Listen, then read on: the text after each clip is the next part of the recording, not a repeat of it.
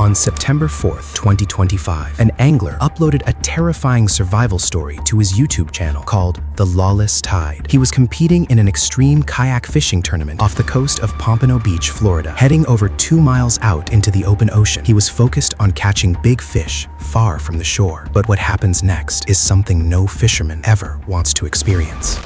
I was a little over 2 miles out when I decided it was time to head in. So by this time, I'd made it maybe a quarter of a mile.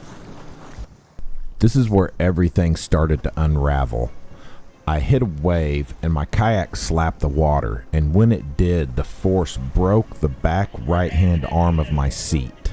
Now, I'm in big trouble because I cannot sit straight up and balanced in the middle of my kayak. In case you were wondering, I am wearing a life jacket. It's an auto-inflate around my waist, but you can't see it because my shirt's covering it. So right about now is when I'm starting to get a little bit worried. I changed my line of thinking from I need to get back and get these fish weighed to I need to make it back to shore alive. Everything seemed normal at first, but hours into the trip, the ocean conditions took a sudden and violent turn. Trapped miles out with no shelter in sight, a sudden equipment failure on his kayak left him unable to sit straight or keep his balance. But what happened next is something he'd never expected. Take a look. You really get an idea of the wind speed here when you see the spray from the kayak go completely sideways through the air. It's never a good thing when you hear this on the radio. And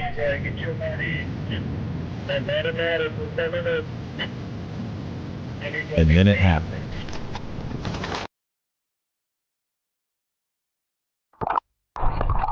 Luckily, I was prepared for this. I've practiced many times flipping the kayak and getting it back upright. So I got my kayak flipped back over, climbed back on top, and had to do an assessment.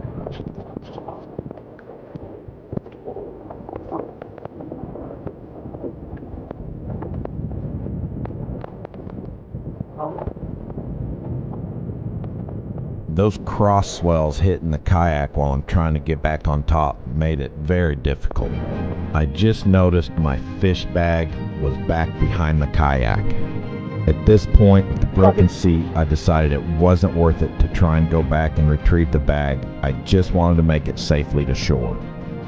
And still, over a mile out, I had a long ways to go. At this point, he thought he's now safe and got a massive relief, but he was completely unaware that the hardest part is still ahead. With his seat completely broken, every sideways wave knocked him straight out of his kayak into the ocean. So a few minutes later, this happened. It just felt like every 30 seconds, the swells were getting bigger and the wind was getting stronger. You can see that the seas are just getting rougher and rougher, and I'm having a harder time keeping my balance with the broken seat. And then before I know it, another side swell gets me.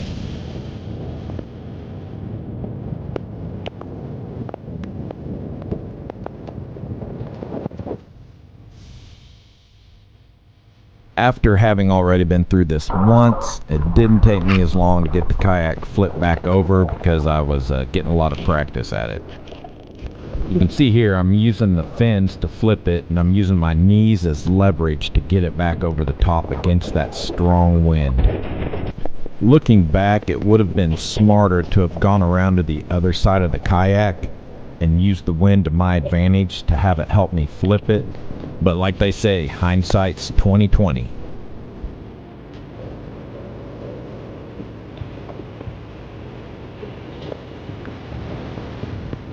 The repeated flips caused him to lose key gear, including his emergency radio. Battling pure exhaustion and raging waves, he had to haul himself back onto the kayak over and over again, fighting for his life to paddle back to safety. It was supposed to be a calm, productive day, but that changed fast, and he regretted every decision he made.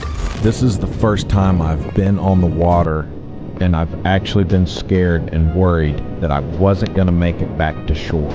The swells kept getting bigger and my stamina was waning. I was exhausted from the constant pedaling and having to flip the kayak. The only thought in my head was, please don't let me flip again. But it was inevitable. And you can see here in slow-mo how hard I was leaning to the left to try and stay upright.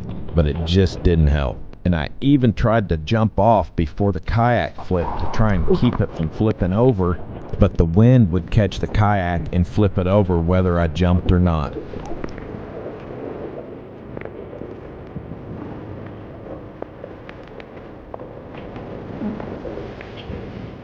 I'd reached the point of pure exhaustion.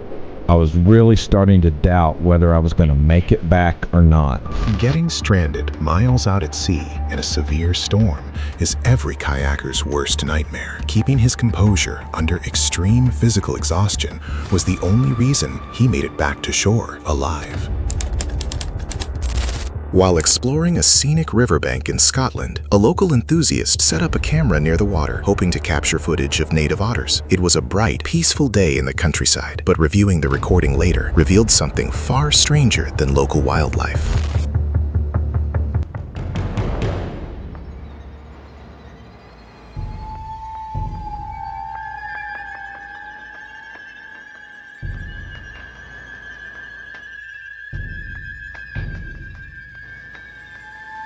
Across the fast-flowing water on the opposite bank, unusual movement caught the eye. Deep within the shadows of the dense tree line, a pale, figure-like shape appeared to move between the trunks.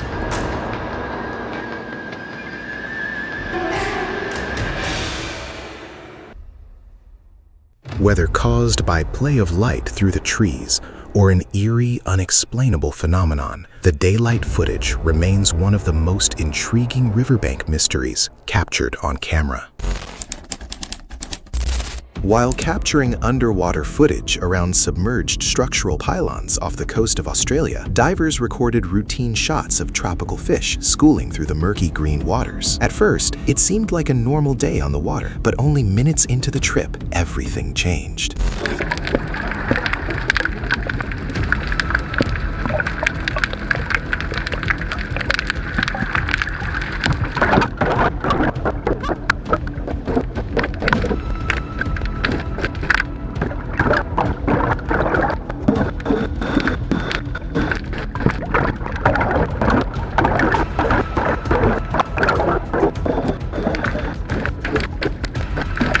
As the camera panned past the marine life, an unexpected shape emerged from the dark depths below. A strange, human-like figure suddenly moved upward through the water, pushed by a large tail. Its shape looked almost exactly like the classic image of a mermaid. On November 11th, 2025, anglers on the YouTube channel PigPatrol were fishing in the shallow coastal channels off Texas. It started out as a calm, pleasant day on the water, but things took an intense turn when one of their heavy rods got slammed by something massive lurking near the seabed. What is that, Henry? Look at my bait, for some reason, is way up high.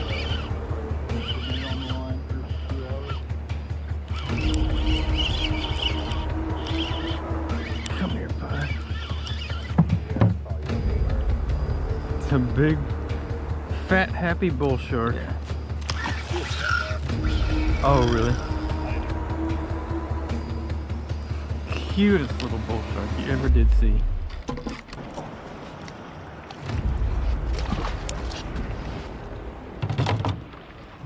Super dangerous little critter there. Oyster toadfish. Isn't he super poisonous, that spine right there? I don't think he's super poisonous, but I wouldn't let him stay.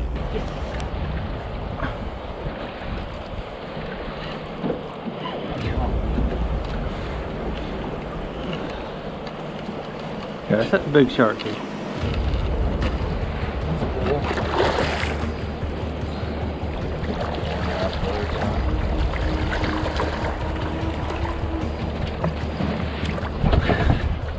Oh, you don't want to try and get the hook? Look at the remora. Look at the remora. I was going to try and grab it. Look at how big his face is. Can you reach out there and cut it with this? Yeah. Let me get him as close as I can. If you just rip backwards, it'll cut it. Throughout the trip, the anglers kept coming across dangerous predators and venomous animals, so they had to stay extremely careful. Handling large bull sharks next to a small boat was especially risky, because one sudden move near those sharp teeth could easily cause a serious injury. This is a big fish, dude.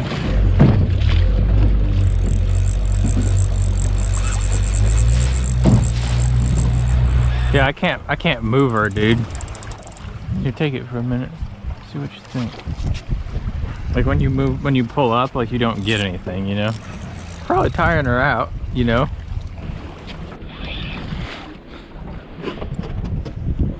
Dude, what was that? Look at that. Oh, it's the dolphins jumping out of the water. Back off a little bit. That was a lot of drag. The danger wasn't just from the sharks. They also caught a venomous oyster toadfish that can cause a lot of pain if handled the wrong way. But then they hooked something even stranger, something so massive and powerful it felt more like a monster than a fish. I like had to just to move her, you know. Okay. Oh, we're there. Stinger? Yeah, stinger. Oh my gosh. Wow.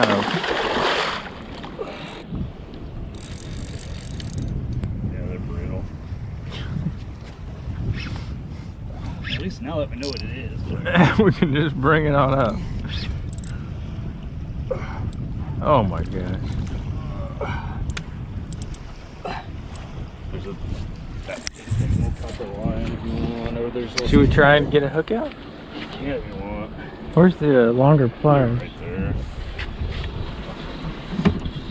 They don't really have teeth either, so you can't just stick it. I'm gonna pull her like right here. Golly, dude. Pretty much in break the fish or break her off mode here. Whoa. That's a... Okay, can you go down and around so you get it off that? There you go. Look at that tail, bro. They only get up to like 150, 200 pounds. Now we can take the... Whoa. It's like a sturgeon. It really is what they do. Or a squid. I think if you grab right here in the bend of it. Like, I don't want to touch it now. It's crazy. I have never. Just watching that. What a cool critter. Whoa. They're like an 80-pound Whoa. animal. So soft. On May 1st, 2022, Australian adventurer Brodie Moss from YBS Youngbloods set out on a 24-hour solo survival challenge along a remote coastline. With just a paddleboard and a small backpack, he planned to find his own food and spend the night camping in the wild. At first, it looks like just another solid fishing upload, but within minutes, it turns into every fisherman's worst nightmare. Wow, look at that. Look how close he is. Look how close this big fella is. Look at him. Oh, I mean, I could easily touch that if I wanted to, but I don't want to. I just want to chill with him. I don't want to annoy him too much. Oh.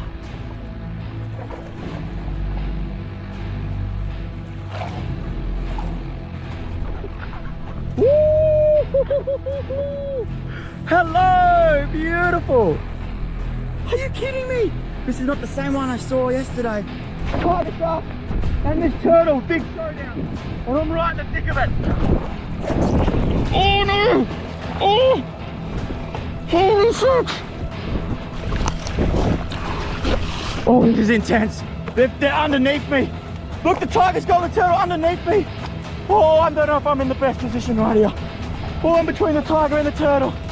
Uh-oh. Oh, what? Brodie was floating over shallow water when he suddenly found himself caught in a predator attack. A huge tiger shark was chasing a sea turtle right under his board. The turtle hid behind him, but the shark bit his paddleboard and knocked Brodie straight into the water, right between the shark and its target.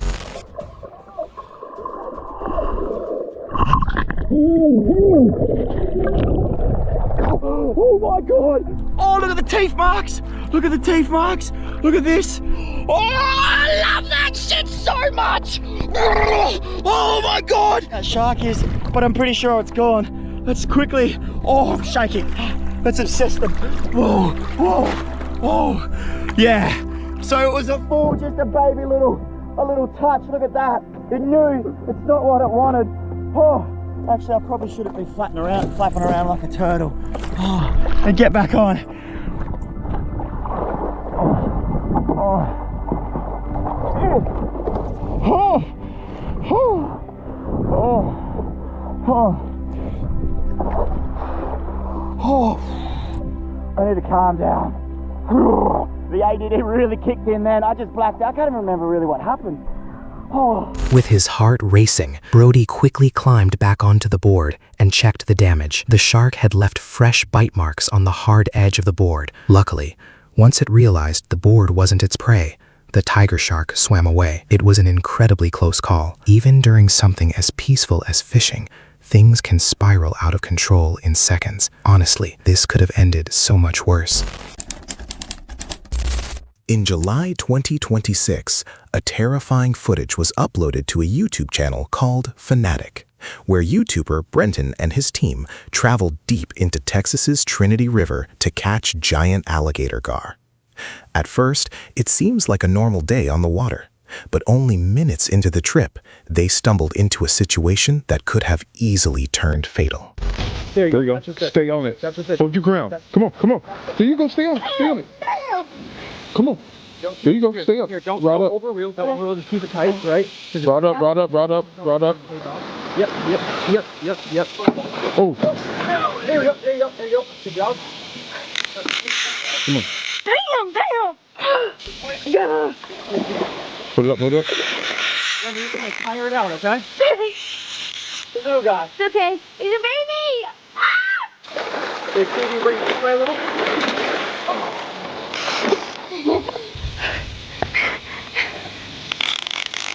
Oh my gosh, I'm so cute. Honey, I present to you your first ever alligator gar. Oh my god. That's it. You're just aggressively petting it. I love it. That was big and hard. And he did it. What do you mean by that? Oh. That is a pretty fish. Yep, that's yours, honey. It's heavy.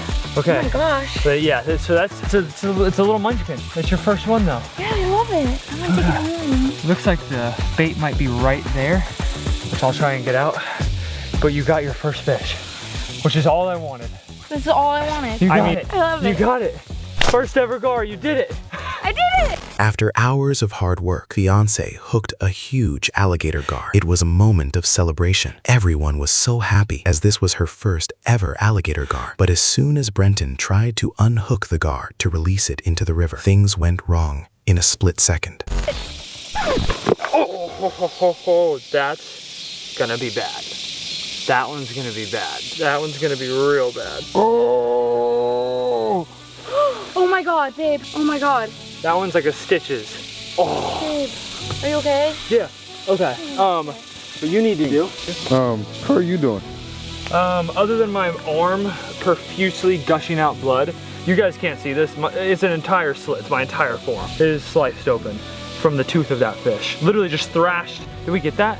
I swear we did. I'm rolling for a minute. Yeah, it thrashed and just absolutely opened up my arm. Regardless, it sucks because most likely it's gonna get infected the second I get in this water, and that's gonna scar bad. That scar is about a foot long. Right. But I need to get the hook out of this fish. So let's do that first. This fish is good, honey. Ready for me to put him back in the water? Yeah. Give him a kiss. Bye. Obviously I gotta blur a lot of this out. I'm just gonna try and avoid having to do all that work. And yeah, it just came up and just opened up my forearm. Definitely a stitches situation. Yeah, thank you, honey. Holy sh**, Brenton. Things deep. Oh, B, we might need to leave. Yeah, right now. B, we might need to leave. That thing's Oh deep. my god. You know, you might need to put a sock over your arm. Yeah, like. B, that's not I'll good. take the other sock and just tie this sock around. you know, to do that. Not to where my circulation. With no hospital nearby, the risk of a dangerous infection was high. They quickly wrapped his arm with a cut sock to stop the bleeding so they could safely navigate back down the river. Nature is completely unpredictable. Think these encounters were intense? If you managed to make it through this entire video without flinching, then I've got a challenge for you. Click the video on your screen right now for even more disturbing moments caught on camera.